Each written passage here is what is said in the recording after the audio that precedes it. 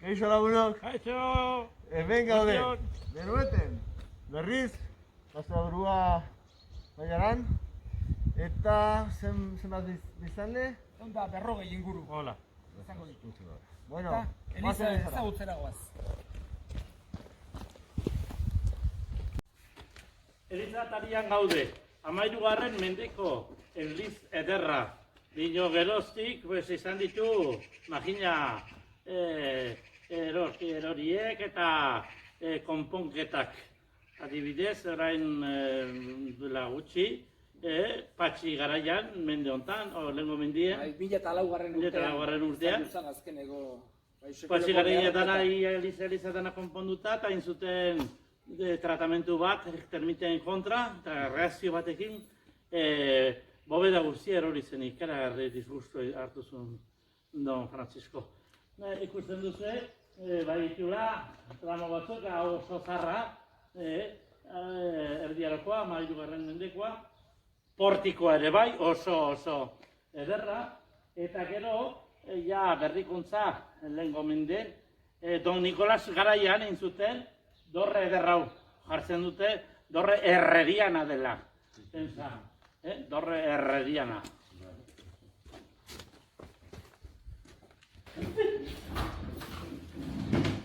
Nafarro. De zitasun handi. Bai. Espaldikoa.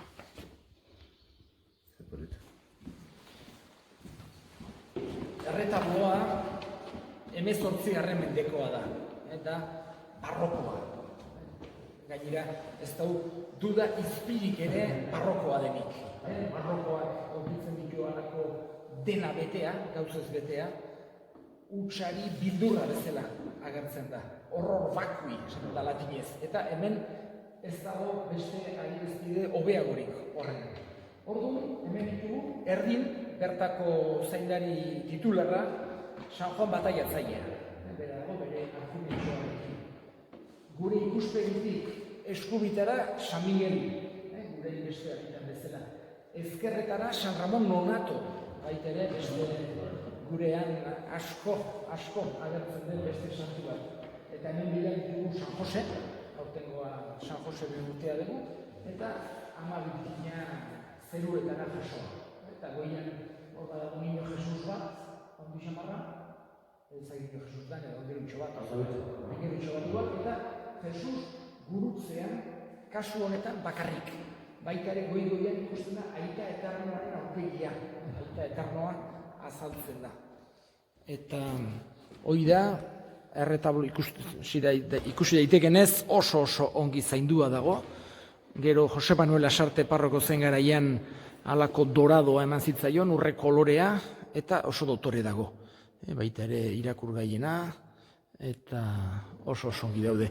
Hemen badago beste aldaretxo bat, askoz modernogoa, eta bertan Jesusen bihotzari dedikatutakoa batez ere. Eta gero Ama Birjina Milagrosa. Hor, pendoia, Errosario Santuaren erregina, hor, kofradiako zea, eta beste alden San Miguelena, nor jainkoa bezala agertzen dena. Baita ere oso imagina politiak daude, kalbarionak, eta hemen dago beste zea bat, beste kapilatxo bat, esan genezake, batez ere bataiorako. Bataio Pontea, moderno xamarra, eta San Francisco Xavier, hemen txe daukagu. Gero, Elizare oso egoera honean dago, 2005an berritu zen, azkeneko leherketa harren ondoren, eta orain 2018an ere teilatu berria eman zaio. Beraz, oso ongi dago hemengo Elize. Hau da, Errosarioko Ama Birjina, baita ere gure zonaldean asko agertzen zaiguna.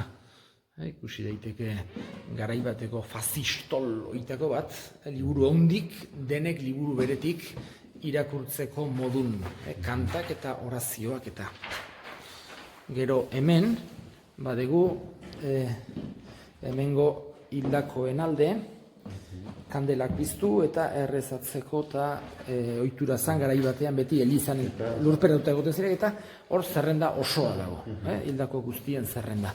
konfesionarioa, eta azkenik Jesus gurutzean, eta hemen oso polite dira, 3 hiltze agertzen dira, eta arantzazko koroa. Beti hemengo debozioak eta mantentzeko, eta batez ere Jangoikoa gero eta gehiago maitatzeko. Bidrieraren hemen reflejoa, isla da, ikusten da baita ere, bidriera ederrak bai ditu, Elizonek, kasu honetan Rosarioko Ama Birjinari dedikatutakoa. Sakristia ere ederki dau, oso sakristi elegantea, eta bertan komunak eta dena ditugula.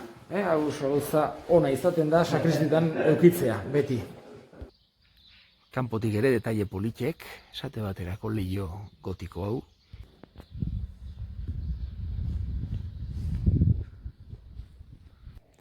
Eta hau da apezetxea, bertako apezetxea, hemen gainera sotil bizi da.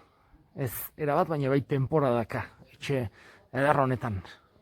Bisitatzen ginen zenen batek nola esan zu, pero si hace 100 años también cayó la bóveda, en Deruete.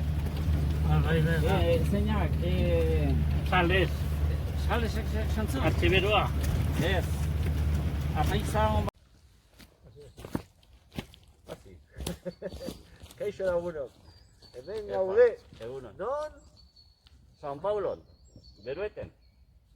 Berueteko San Pablo ermiten, edo Aztarnetan, gelditzen diren Aztarnetan. Hori da. 16. mendean agertzen da desegin zela eta berriz eraiki egin zuela. 1500 da ez dakit zenbat da. 51. Eta 51. Eta gero 18. mende bukaeran 1787an ja egin zuen desegin. Eta geroztik hemen daude aztarna hauek.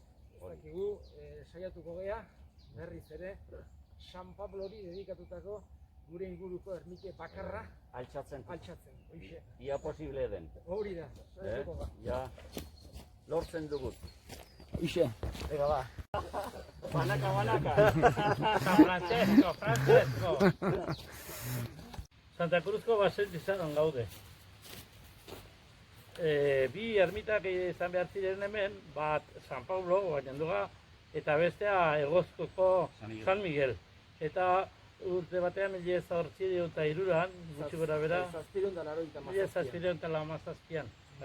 Pues erabaki zuten berri bat, baselize berri bat eraikitzea, eta ekarri zuten handikan bai San Pabloren irudia eta bai San Miguelen irudia. Eta aleman garaian hemen inzuten baita ere, ondoan, Kanposantu zimenterio berria.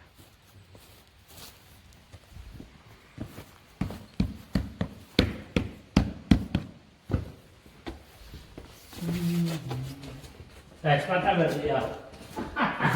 Ez espata hil. San Pablo ez da?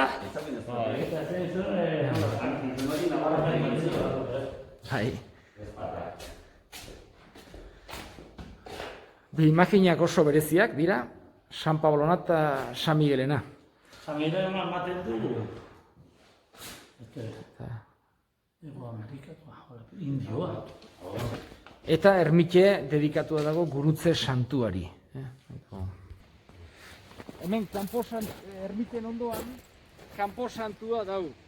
Eta gero behian daude beste nitxoak eta paraje eder honetan. Eta egingo dugu erresponso bat, bertako hildako guztien alde. Beti betiko zoriona gure ideri eman jauna.